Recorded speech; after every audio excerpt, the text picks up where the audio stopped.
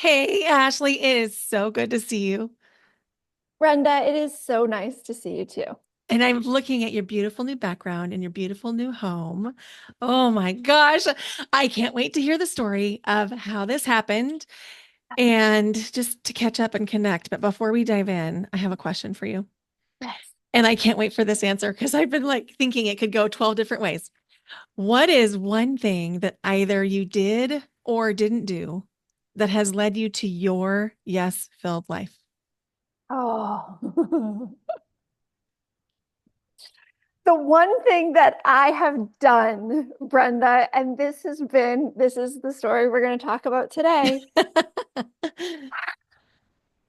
I have honored the little girl inside of me who has Mm, thought in different situations since she's been really little.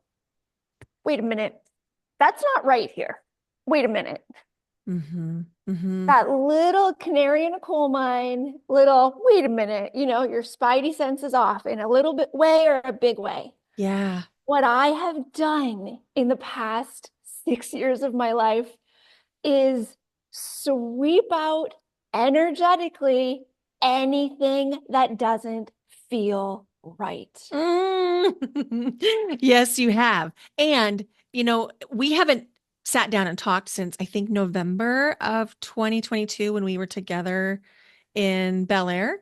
Mhm. And you feel different. I feel different. Like we're in a different timeline than we were in November of We 2022. we are in an absolutely different timeline, and that it's so interesting. Like that is where my trajectory split. And my upcoming hmm book is hmm called Split. My first memoir is called Swing, a memoir of doing it all. My next book is Split, a memoir in pieces.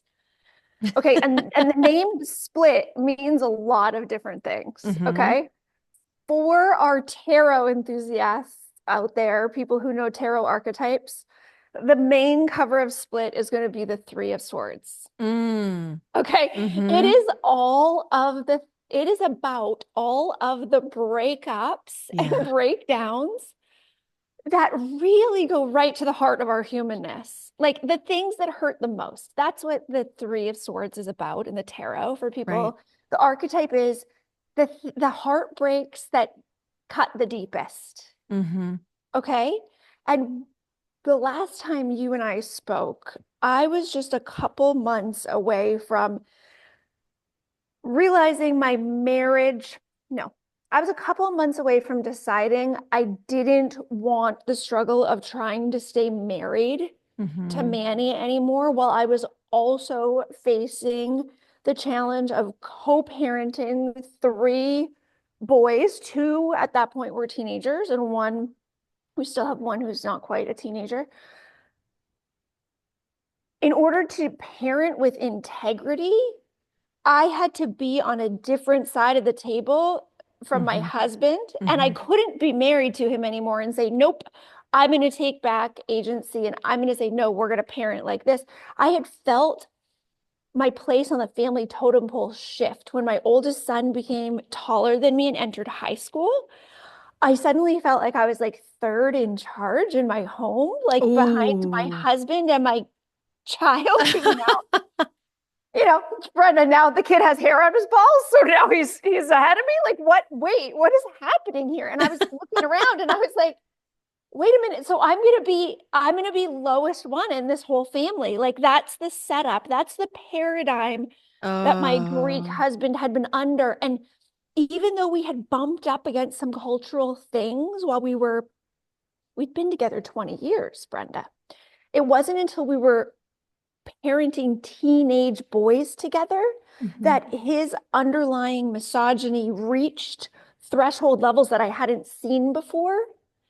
Right? Like I had, he hmm was, when we're just hanging out with little kids, it's different than like Right. when Totally. right? He would be sitting on the couch with our son, who is like now the same size as him, and I'd be talking to our son about his homework, and my his father, my now ex-husband, would be like, "Oh, honey, could you talk to us about homework after the game?" Like to me. So it Uh-huh. Like the your parenting is inconveniencing them. like the boys are watching sports. You're not going to have anyone listen to you now, yappy yap, Oh silly. my goodness. Yeah, it Okay. was like I lived in Barstool Sports for a bit, Brenda. It was like, I am not doing all this for this. I'm not laughing at you. I'm laughing because You're it's laughing so with me. relatable. It's so relatable. And when you said that you were honoring your little girl and the part that looked the inner Ashleigh, the little girl Ashleigh, and every time something was like off a little bit, I'm just curious. I want to go back there for a second and then let's pick up your story. Was it always easy to listen? Because oftentimes I have found with my own little girl, she says things that are very inconvenient. God, it wasn't easy to listen because I hated the part of me that was so needy. Mm. I didn't call it the little girl part of me. I called it like the lazy, weak part of me. Like the Oh, whining part of me, like the part of me that can't just get it together, that can't oh, just get over mm-hmm, it. Like, so mm-hmm, no, it was the part of me I detested. And then uh, through swing and renegotiating my marriage and the things I wrote about there and really examining my relationship with perfectionism and how it played into my work and my own mothering and my own experience of being mothered. I think swing is sort of like mommy issues, and then now split this is like daddy issues. Like, wait a minute, who's going to take care of me? Wait a minute, it's me. Am I happy about that or sad about that? Just uh-huh. all of the different things. But the way that it came to a head in my marriage was I'm very good at sustaining myself on very little. Like I can be very happy with not very much input, right? I Mm-hmm, think it's my mm-hmm. Sag rising. It's sort of like this a bit of a golden retriever energy. Like just give me a hint that we're gonna play and I'm happy for a bit.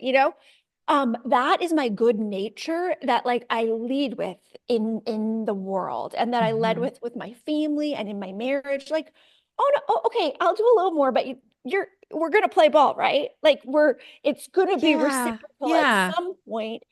Um, so when it was never reciprocal and I would have feelings about it, I would feel really embarrassed and weak and I would feel bad that that person on some level must know they're disappointing me too and still they can't get it together. So then I would have this like secondary kind of shame for my Mm-hmm. caregiver or my husband or whoever it was who I was like they know this isn't like kosher, but I'll act like it's okay. And so it was like I kind of knew I was being codependent even from a young age, but I was like I thought I was the only one equipped to kind of be level-headed Oh, in a lot of situations. oh, I love this. So one of the things that I have discovered in the 2 years since we've talked, that codependency is sometimes masking deep empathy, unmanaged empathy. And I see that in you. Not unmanaged empathy, but in the version of yourself where you're sitting on the couch with your teenage son watching sports, talking about the homework, and your husband's like, "Hey, let's not do that right now." Um, Unmanaged empathy. I love that so much, Brenda, because it was like as a little kid, my alarm bells would be like going off for a lot of different people at once. Like, wow, my mom really doesn't feel settled, or my dad is stressed about this, and my brother's struggling, and I could sense, from people. So then, yeah, your empathy is up, like you're kind of in panic level, like for mhm, these other mhm. people, right? Because you're like, wow, they're not feeling ease, right? Right. And so, how did that impact you? If they were not feeling ease, then I would dance. I would dance. Okay. yeah. Whether dancing was dancing out of the frame, being so busy with work and school and jobs and all these things, like a lot of responsibilities for a kid. Like I had two jobs by the time I was 11. It was like, I have an 11-year-old now, and I'm like, he still can't put his shirt on the right way. I'm like, his t-shirt's like high on the front. I'm like, you can't tell, can you? So it's just we're all different people. So for me, I either made myself so busy that I never had like a moment of leisure, so I would have a target on my back. I just was like, I was Hmm. moving, like a moving target is Yes. one of the ways I would dance. And I Hmm. would do some great things and I would be like kind of flashy, but I would also kind of be on the perimeter. or I would be right in someone's business, like with my hands, like Mm, literally cleaning up the biggest mess that they've ever had with them. mhm. And I could do it with a smile on my face and I could have good stamina, but afterwards I would feel completely depleted. Like I used to Yeah. take my father-in-law to all his doctor's appointments. And I said I was so happy to do it, but I realized, oh, wow, just like picking him up and talking to my mother-in-law, then debriefing her after and making I was zonked, Brenda. But Yeah. I didn't realize, wow, I'd been running on that kind of like energetic exhaustion for years and just like Hmm. plowing right through it. And it's a little bit like chasing the gold star, like always, if I do this thing, I'm going to be good enough. If I do this thing, I'll be worthy of love and belonging and acceptance and doing the things I want. That and because this is something that's just coming up in my energy work right now, there's also this familiarity with exhaustion, or there's Right. the familiarity with sort of like the like I was just talking about, kind of like rushing out of frame. Like there's a lot of protection in being busy, or protection in Totally. like really working hard, like so that no one else can ask you for something. There's like, there, right? There's Yeah. You no don't hard have to say edges. no if you're just so busy that you can't possibly have a space. I mean, so that it takes away all of the potential conflicts of saying, no, I don't want to, or no, I Or can't, or, people appreciate you more when you say yes, Brenda. If they know you're so busy, oh, that then your too. yes is like a That too. supercharged. Yeah, it's like it's very I love seeing, and this is something in this theater of a home that I'm in alone a lot of the time because my kids are only here every other week. I really get to see the play out of my own consciousness of like, because if there's a mess, it's my mess, Brenda. Like I can't blame it on anybody, right? But for the first few months that I was here, I'd be like, there are dishes in the sink. And I'd be like, and who are we mad at? Because it would be you. And it's like, oh, wow, I had that conditioned response to sort of be annoyed with whoever could be Right. annoying. It's outsourcing the responsibility. So it's been radically lonely and radically empowering, because it's like, okay, wait, how happy am I on a day alone when nobody Uh-huh. bothers me? Right? How Yeah. happy can I be just on my own? Or will I always be bringing something into the frame and something into my brain to irritate me, even if I really do have like a whole long day of peace in a quiet house? I relate to this so much. It wasn't until Tell my me. my daughter moved out in October of 2022. So right before you and I were sitting at the table in Hotel Bel Air. And when she moved out, I was initially frustrated and I was like, gosh, she left so many messes. And then it was about like 2 weeks later, I I sort of had a heart to heart with myself and I was like, wait a minute. She's been out of the house for over a month. There's literally no one here to blame but me. So you had the same experience because it's this Exactly. conditioned response. And that other person usually is kind of messy. So it's like reinforced, Right. right? And then when you realize you're having that same physiological response when there's no stimuli, you're like, the call is coming from inside the house. That's right. That's right. The call is coming from inside the house. Okay. So this is so good. And I'm realizing you and I just jumped right in. Listeners, in case you don't know, Ashleigh has been a guest on the podcast before, back when it was called Waves of Joy. And she shared about her book, Swing. And I'll link that episode in the show notes and I'll link the book in the show notes. But Ashleigh, it has been so fun to watch you evolve and to watch you pivot and to watch this house that you're sitting in come into beingness. Yeah. It's so inspiring, like truly inspiring. Thank you. I think what's happened, Brenda, is I've jumped timelines Yeah, totally. over and over and over. I really think. For your audience who knows about jumping quantum timelines or believes in it, follow along. For those who are like, what the heck? Okay, did you watch Quantum Leap when you were a kid? It was a good one, right? And you could go different places. All right. The way, the only way I have been able to achieve goals that have out tricked me for a long time. Do you know what I Mhm. mean? I Like do. stubborn goals. The only way I have been able to achieve stubborn goals is to act as if they already happened.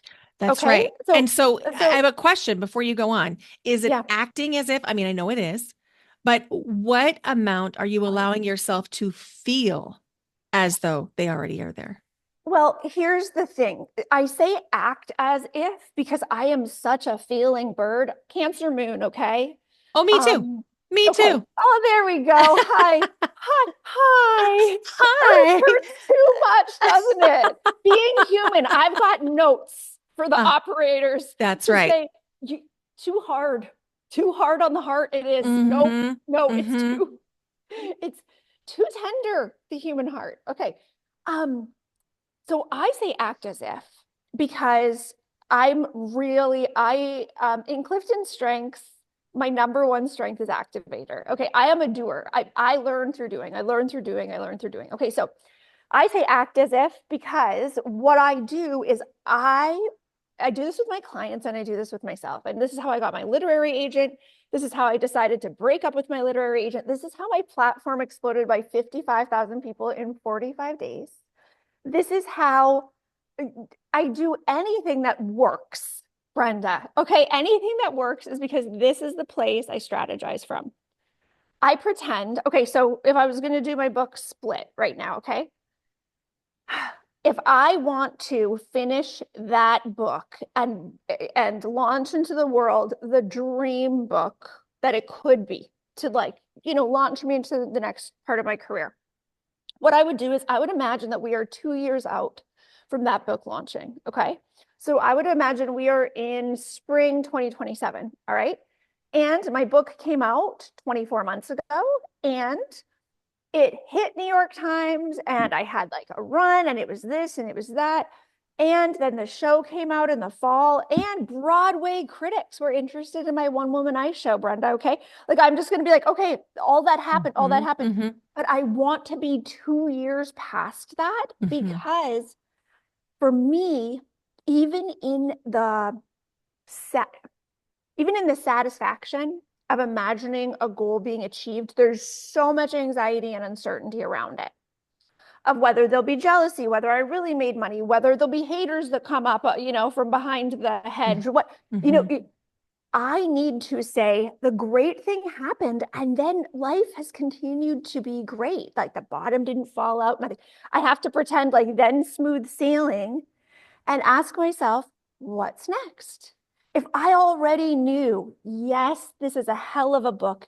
Yes, this is a hell of an ice theater production because that's my dandy idea to star in an ice show that I write and direct and produce by the time I'm 45 years old, which is this fall. Because I've produced a lot of ice shows, I've skated in a lot of ice shows, I've done that, but it's like, oh, to to do that with my own work and kind of adult ice theater, kind of it's this this crazy fun idea that I was able to think of by putting myself in the act as if. If if Yes. Split if Split is the book that hits New York Times and then Swing maybe hits New York Times too after that, if it's the book that launches the next part of my career, what do I really want to do with my time? And I was like, I want to choreograph another ice show. And I was like, oh, well, then let's just do it at the same time. Yes. We're condensing time. We are putting our passions into the present because I think that's when we are the most lit up. That's when we're the most ourselves. I'm not just a storyteller. I'm not just a memoirist. I'm not just a figure skater. I am a bunch of those things. And I'm a spiritual seeker. And I am a goddess worshiper. And I am a dog lover. You know what I mean? It's like Yes. I, Yes. bringing all of my max joy components into every day. I Brenda, that's what love I'm trying to this. do. I'm trying to like concentrate it. Like I'm going to get I'm going to get fresh air every day cuz I love fresh air. And you know what Hmm. I love doing the most out in fresh air? Some kind of physical labor around my yard. I want to be carrying heavy stuff and kind of huffing and puffing, but then at the end I can be like, oh, wow, all those pots are over here now. Like I want to have a visual, like you did it, kid, and kind of be like, oh, a little like tired. And like that is one of like the prime ways that I can live out my experience in my 3D body Oh my is gosh. doing that. Yes, I relate to this. So I decided in early 2024, I was like, I have said for the last 2 years I want to travel full time. And I can think of 700 reasons why that's a terrible idea. And the fact is, I want to. And when I let that lead, everything, the universe conspired to make it happen. And I ended up being able to have these beautiful experiences all over the country, just me and my dog and my Prius, meeting all kinds of people, staying in Airbnbs and hotels and with my friends. And the best part, the hardest part, but the best part was I got to spend the last month of my dad's life with him. And if I would not have given myself permission to just do the thing I wanted to do, that wouldn't have happened. And so there's something really powerful about what you're saying that we stop waiting. We don't wait until the thing happens to experience the joy. We just do it. Exactly. And it's funny because it's such what we're talking about right now is such a like pushed upon component of love, attraction, or Abraham Hicks or The Secret or anything. So many spiritual teachers say, you know, act as if it's in the present, or imagine it's in the present, or write your gratitude journal like it already happened. But I think if we're still holding ourselves back from satisfaction or ease or ways that we would allow ourselves to live an ordinary day because it hasn't happened yet, our Mhm. subconscious knows. So That's I right. started I started doing this thing. Actually, it was before I got my agent for swing. I said, "Oh, I really want to get a custom closet." This was in my old house, and I had an old, it was a big closet, but the organization was just awful, and it always was messy, and it was like everything exposed. And um, I just felt stressed every time I looked in that closet. And I said, you know what, when I get a book deal for swing, I'm going to redo my closet. And as soon as Mm. I said that, I said, no, I'm going to redo my closet right now and I'm going to pay the money and I'm going to spend $5,000 on a closet because, and then I'm going to make that book happen. Do you know what I mean? It's almost like just Mhm. spend the money before you have it. But like, I wasn't spending all my money, but I was spending all my wish points, Brenda. That's right. The thing I wanted more than anything was that closet. And I was like, so that is one of the things that I tell myself in this house. This house is big and beautiful. And I tell you, I cast for this house a year and a half before I moved in. Mm. Um, and what I did was I printed out a picture of this gorgeous modern kind of craftsman type house. And in the front of it, I printed it out from Pinterest. It was a house that when I showed Manny and each one of my kids, everybody went, oh, like blew their Mm. hair back, sort of like everybody was like impressed by the house. Okay. There were different architectural styles and different houses that I showed everybody, but this was the one that made all of us ooh and ah. Okay. So I printed a picture of that. And then on the front, I cut out a beach photo of me and Manny and the kids and his parents and our pets on the beach at vacation. Okay. And I put us all like we're in beach chairs on the driveway of the house. I glued it on, okay, with the glue stick. The back of the house, the back of the piece of paper, I wrote down everything I wanted in our dream house. Okay.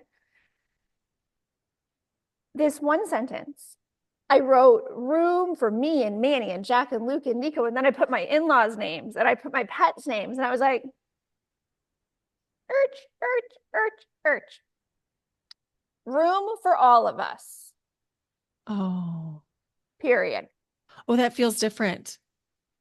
And that is the piece of paper that I burned. And when I burnt it in my backyard in this little tiny cauldron, it was the first time I had burned at home is a part of my casting or manifestation or intentions or wish setting or rituals around the moon. Um, just because my office was on the second floor of our house, and I would usually do my ritual work there. Um, I would burn with friends for years on new moon or full moons, but this was the first time I burned like a proper witch, on my own Mm-hmm. back patio. As soon as I lit the match, sirens blared from all directions, Ah, all directions. And of course, I have this tiny little cauldron and fire. It's not because of my fire, but it was the sign. Okay, maybe I should do more of this, like be this intentional. Get every sentence right when I am deciding what I want to wish. Like really, like because that was a sign when I was like, what feels exactly in resonance? And there was something about that sentence listing the members of that yeah. I was like, I don't know if this is too inclusive or too exclusive. It's all of us. Do you know who's in this house on its fullest day? Tell me. Me in my big master suite up there. There's a balcony too. It's like I'm goddamn Oh, Evita up there. it's gorgeous. My 3 kids in the kids wing, okay, and my 2 pets. And this house was built by a veterinarian, so all the floors are heated. There's room for all of us. And I don't Oh, even think there's room for a boyfriend. I don't even think there's room for a lover. I think this is the shape of this house has helped me sort of figure out like what is the shape of my life and the shape of my ooh. family Well, and the thing I'm moving hearing right forward. now is like healing house. Is healing house. Yeah. This house was built the year I got married, Brenda, and I think that is a really nice detail. And the woman So, who built it, she actually got pancreatic cancer and passed like right after it was done. oh. And I sometimes think like, okay, Lynn, if you could be here bossing me around all day, like, what do you want me to do? And she's like, put up Christmas lights. I'm like, all right, she Done never and got a done. chance. She never got a So chance. there's a couple things that I want to kind of unpack here. One Yes. is you talking about the wish and the manifestation and the law of attraction and the rituals and the moon. And one of the things that my own personal journey has included is there was very closet energy work. Like I have always believed in energy. I've always been able to communicate with the other side. I've always had psychic knowings coming in. And yet there was something about it that I always wanted to hide it behind science or hide it behind like socially acceptable kinds of things. And I've noticed a big change in you over the last several years where you're out of the spiritual closet, so to speak. And that resonates for me as well. And I'm curious what that journey feels like on this side, because I know a lot of our listeners are kind of, they're not necessarily in the spiritual closet, but they may not be totally out. Okay, there was a big change for me when I started referring to myself as a witch in jest. Okay? A witch in a Hmm. funny way, Hmm. right? Or witchy. There was that was a threshold. And honestly, just a few months before that, a friend who I really love, um, posted something that said, "Have you ever thought only witchcraft will save us?" And I had this gut feeling like, oh God, you shouldn't really call it witchcraft. People are gonna. And I was like, wait a minute. Okay. Whenever I have an aversion to something, I go, wait a minute, let's lean in. What is that about? It's Right. something that like, oh, I can't. If I'm uncomfortable with a friend using a word, what is wrong with me in that word, right? So What's I'm like, what's the okay, trigger about? Yeah. what's the trigger about? Because it's always something. It's always something juicy too. It's like choose your own adventure, right? When you're like, oh, a trigger, yay. It's like you're gonna find something like a side quest. Um, and then I really started thinking and I was like, you know what? It really is the word that feels like it makes the most sense. And so then I started using like, witchy or really good friend of mine called this house Witch Mansion. And I'm like, okay, yeah, let's do it. So I started leaning into like using that word in a funny way. Even have a t-shirt that has these little cartoon witches on it and it says girls will be girls. And just like wearing that out, people really look at me and then they kind of like this. And it's like, yeah, you a little scared? You scared because you believe it or you don't? And it's like, it's almost, it's this edge kind of thing that I've like started like kind of wearing as like, oh yeah, a little like a woman who may be unpredictable in a way you don't like. Yes, I will wear that. I will wear that that badge. That to me, and part of it is I've moved out of some patriarchal systems that I was in for a really long time, out of my Mm-hmm. traditional family system. I have no Mm-hmm. contact with my parents and my siblings. I've moved out of a marriage. I do feel a bit like a woman gone feral, like nobody's the boss of me. Like it really feels It's kind of fun, isn't it? it is. And it's like, what's the way you're the wildest? And it's like you're a witch, like the little kids, the kids and the pets on the street love you, but some of the people might be like, I don't know what she's up to. I love that idea that that I may not be like super sunshiny and palatable to everybody, which growing up, I just wanted to be sunny I Oh, wanted to be me the sun. too. I just wanted to be the sun for the whole world. I wanted to be liked, and I was willing to do anything, not only to be liked, but I also needed people to be okay because it's how I felt safe. If they were okay, I was safe. Yes.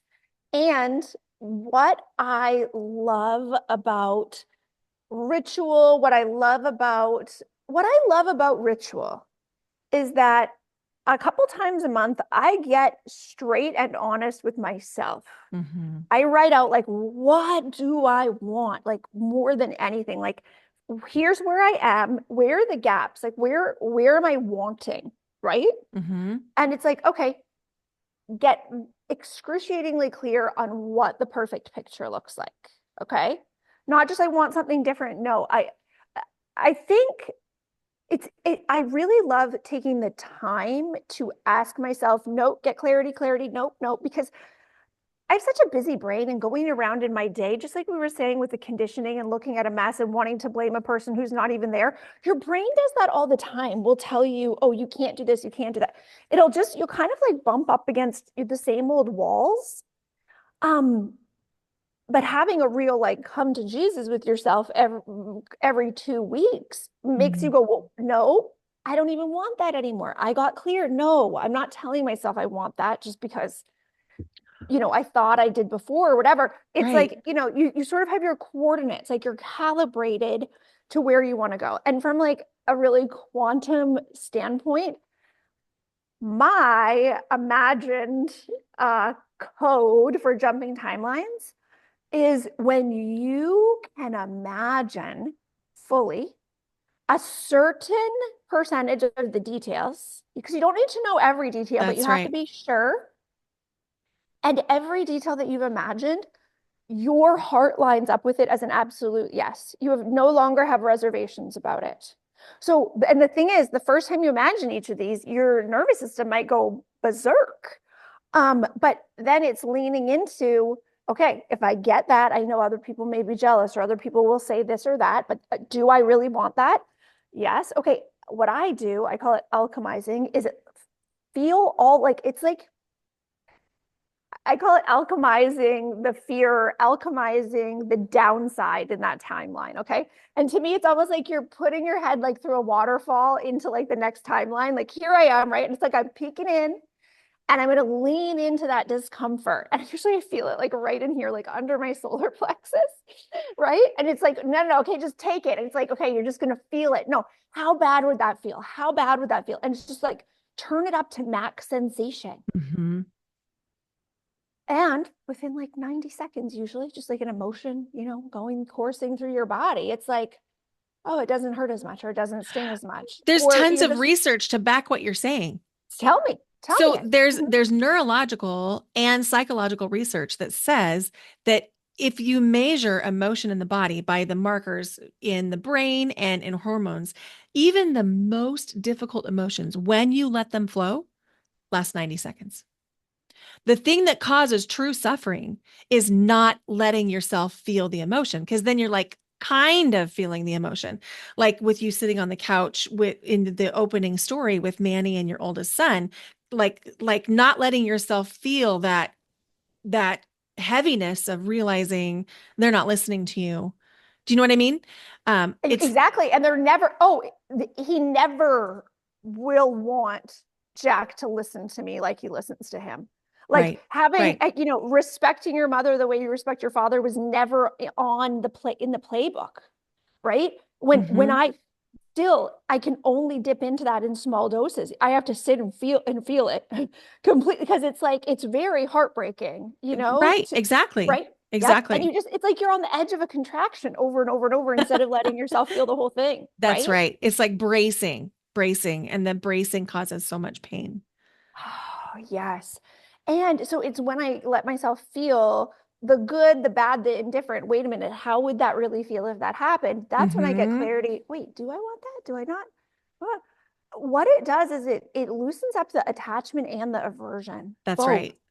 Both So because we when want it, but we don't want it. We want to be living it is what we want. We want to right. like know how good it's going to be because it's so good right now. It's good after good after good after good. Like that's where we really want to Yeah. get into. So from your perspective, what is the relationship between taking the inspired action after you have dreamed into, felt into, lived into the goal? What is that relationship? For me, I'm a slave. I am a slave to what my consciousness tells me to do. If Okay. I have done, Yes. yes, Yes. I So, am. It is. You do not ask that hard and then not do the job. oh my God. Yes. Yes. You do not sit on the meditation pillow No, and practice being. You have to go no. take some action. And it's probably going to be something different. So the first different idea that comes into your life after you petition the sun gods or the fire gods or, Saint Joseph to find you a new house. You know what I mean? Hmm. The very first inclination you have, you go. Like, you know what? Like it almost, I mean, used a golden retriever example before, but like you are a working breed dog at that point. You have said, I am hungry for this. Show me this, show me the place to go for it, right? Like give me Yes. the scent. Give me the Yes. scent, man. You can't be like, oh, I don't know if I asked for pepperoni today. You know what I mean? It's like the nose doesn't lie. I'm mixing so many metaphors, but it is this really primal, visceral thing, almost like, you like silence your human mind and calm your nervous system. You silence your human mind as much as you can. You calm your nervous system. And you feel like this divine pull, whether it's our own fate or our own wiring or our own VR headset that we've been programmed with, or it is just a crazy idea that Meat Suit Ashleigh has this year. Whatever, I don't care. Do you know what I mean? I do. Because I even if do. it's crazy Meat Suit Ashleigh, she is super fun to live with. She is super fun and she's delightful and lovable. She's fun to be. Like, I don't know if you want to live with me, but like I love being me. Do you know what I mean? I And that's do. that's the Because I feel difference. that way about Meat Soup Brenda. Like, Yeah. I'm a good time. Oh, for you to be. That's That's right. right. Right. And I don't need to be a good time for anyone else. Like, I don't need anyone else to prove, like, with their behavior, like, you're Hmm. worth committing to. I'm like, I am my goddamn favorite. I am my favorite. And I'm so glad that I'm the custodian of me this time because I'm a handful. And I do appreciate the challenge. And I'm glad I'm not in anybody else's hands.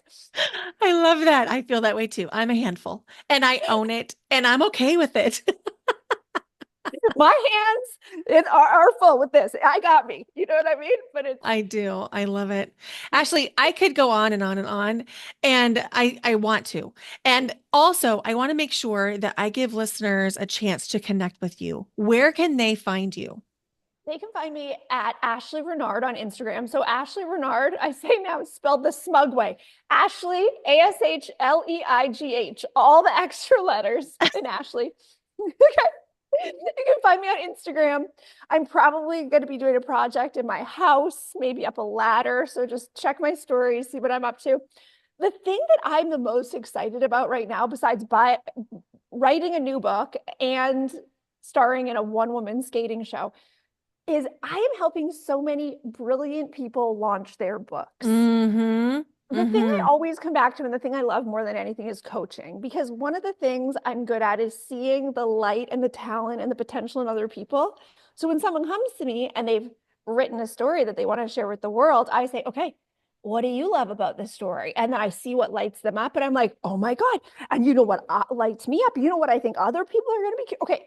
And then I act like the connector between them, helping them shine in their unique way, which it's hard sometimes to be unique, especially on social media, because like you wonder like if you're supposed to like please the algorithm or be like other people or what I do. And because I coached figure skating for 30 years, my clients, they feel my competence, they feel my Mm-hmm. security in saying, Mm-hmm. oh no, I know how to make you look fantastic. And I know how to get and keep the audience's attention on you, on you. I know how to make you the star. And everybody does it differently. Some people are great at face to camera. Some people, I'm like, you know what? I want you to take a still photo and write everything. I want your writing out there, not your video.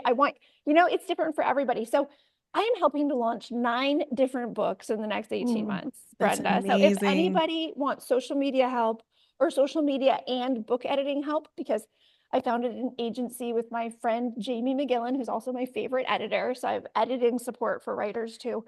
That's something that's just filling me up so much. That's amazing. And I just want to recognize for a moment how you have given yourself permission to pivot. And I want to celebrate that because so many times it's easy for us to get into our heads and think, oh, I've been doing this thing and, I've been riding this horse a long time and I just have to stay on the horse, even though the horse doesn't feel like the horse I want to be on. And I just want to celebrate and say, I see you and I'm inspired by you. And I love the pivot. And for any listener that's thinking you can't pivot, Ashleigh and I are proof you Oh, can. over and over. You And you must forget must. about your niche. Forget about your niche.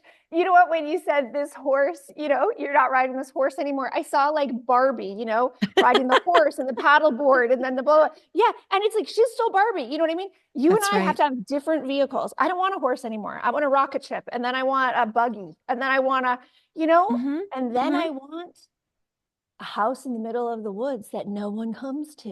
you know Yeah. I this kind of experience, this experience of this sort of like remote type, beautiful, like it's just pinch me. um it's really I great. I dream like this is my heart's desire is to have multiple places I call home. Because I have realized with my wanderlust that it is about I need a change of scenery. I need a change of space. And so I long for an apartment in the city and a home in the country and, everything in between, an ocean home, lake home. And so that's where I'm headed is creating That that you life. need the visual environmental Hmm. difference. You need a Yes. change, a literal, a like change of a scenery, right? Yes, Like exactly. a movie goes to a different town, and this part of the movie takes place in the mountains, That's and right. this part takes place at the beach, right? That's right. That's right. Yeah. This is Brenda at the beach. This is Brenda in the mountains. This is Brenda in the middle of the country. Yes. So You're gonna need a locations manager. It's gonna be amazing for the locations manager for the Brenda show. Well, you are your locations manager right now for the I Brenda am. show. That's Yeah. right. That's right. Yes. Ashleigh, thank you, thank you, thank you for being here today. I appreciate you so much. Go check out Ashleigh's social media, connect with her there. She's brilliant. If nothing else, you're going to learn a lot by what she posts. And then go grab her books. So Swing is already out and Split is coming out. And remind us, it's spring 2025. Yes, it's coming out April 2025. The pre-order link will be live probably end of January. So I'm not sure when people are listening to this, but we'll get that to Brenda's team as soon as we have it. Um, yeah. Amazing. Thank you, Ashleigh. Thank you, Brenda.